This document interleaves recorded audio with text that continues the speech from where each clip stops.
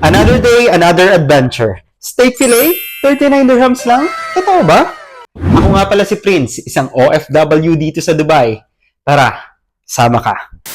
Nakahanap nga kami ng isang masarap na kainan. Hindi ganong kalaki ang lugar, limited din ang tables, pero malinis at maganda ang vibes nila. May pagka-aesthetic. Tara, food trip muna tayo. This awesome crew will welcome you with their big smile. While here I am, nagpapakute. Sige, mag-order na tayo. While looking at the menu, napansin kong affordable ang prices nila. Marami silang choices. Wow, sana all maraming choices. Uy! I mean, from pasta, pizza, burger, at ang pinunta nga namin dito, ang steak. Since first time namin dito, we order as many as we can para matikman kita. I mean, para matikman namin lahat. Hindi naman kami masyadong gutom. Ito na nga ang steak na in-order ko. Sa appearance pa lang, very juicy at malaki ang serving.